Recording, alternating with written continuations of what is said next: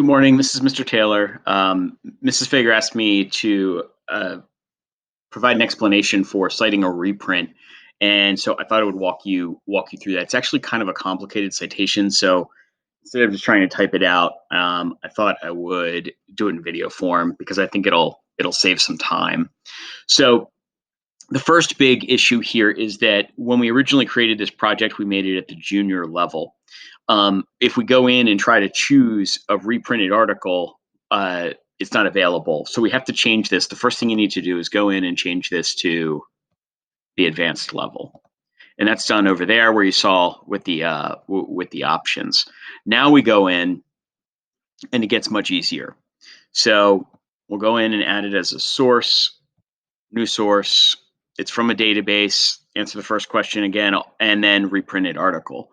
So reprinted article appears here now, and it didn't before. When we choose reprinted article, we do have another choice to make. Was it originally a journal, a magazine, a newspaper, or a book?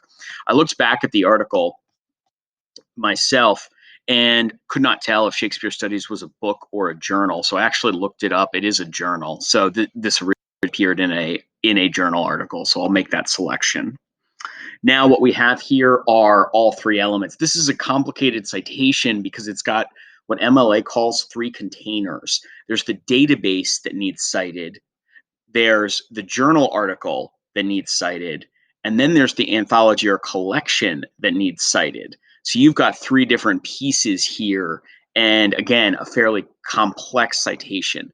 I will say that a lot of times we will sidestep this issue by just citing the database and the original, citing the journal article and the database that we got it from, because that still gets me back to the article you used. Citing the reprint is technically the most correct, but hardly anyone would mark this wrong if you, as long as you had a clear path back to the database and the journal article that you actually used for the paper. You'll fill in everything here.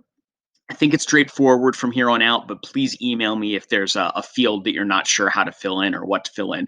And again, remember, as you're filling this out, the database is Gale Literature, the journal article and the journal info is, and the name of the journal is Shakespeare Studies. So that's volume 13.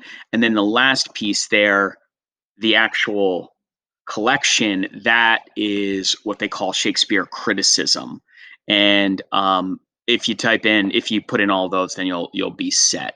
So let me know if you do have a follow-up question. Email is jeffrey.taylor@penmanor.net, and I hope that answers the question you had.